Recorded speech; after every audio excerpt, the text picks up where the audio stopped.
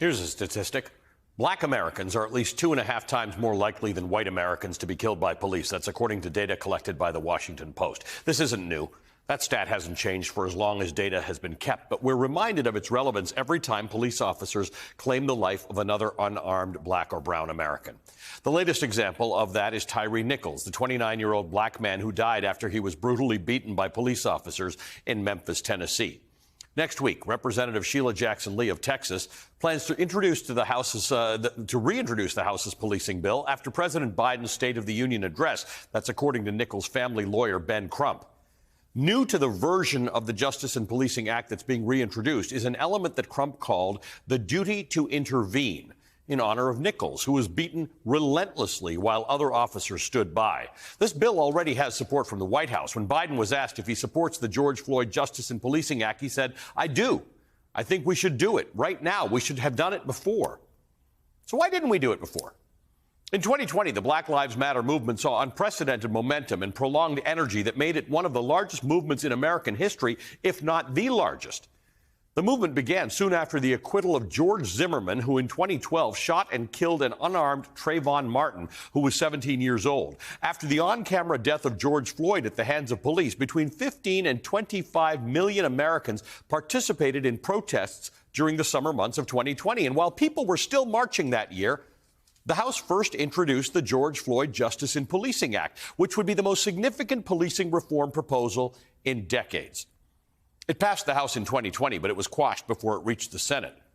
A new iteration of that bill passed the House again in March of 2021. In part, that bill would have lowered the criminal intent standard from willful to knowing or reckless, would have granted administration to the administrative subpoena power to the Department of Justice. It would have established a framework to prevent racial profiling, and it would have limited the use of force, including no-knock warrants and chokeholds.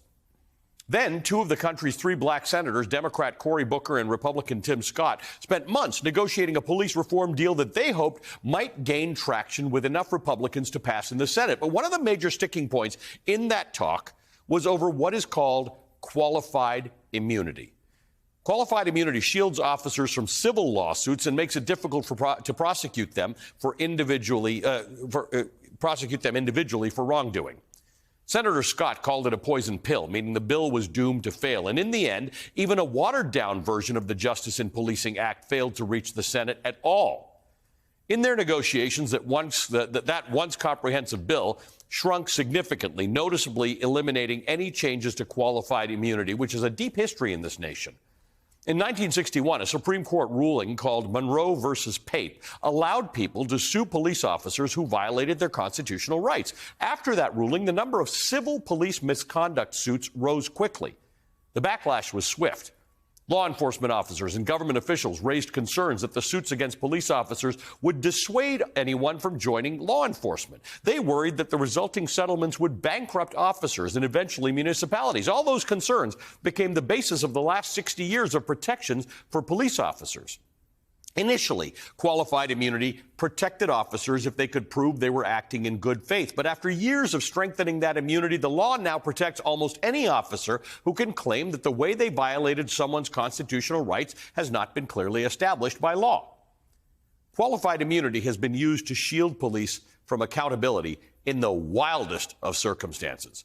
Officers in Fresno, California, accused of stealing more than $225,000 in cash and rare coins, immune. A Georgia sheriff deputy who shot a 10-year-old boy while trying to shoot the family dog, immune. An Idaho SWAT team that destroyed a mother's home with tear gas and grenades, immune.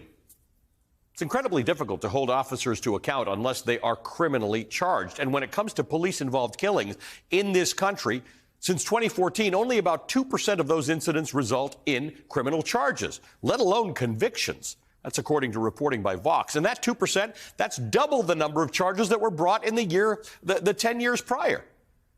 So while very slow progress has been made in the holding of police criminally responsible for wrongful deaths at their hands, relief for families of those victims could come from civil suits against the offending officer. And that is what eliminating qualified immunity would do. It would allow victims and families their day in court and allow police to be held to account.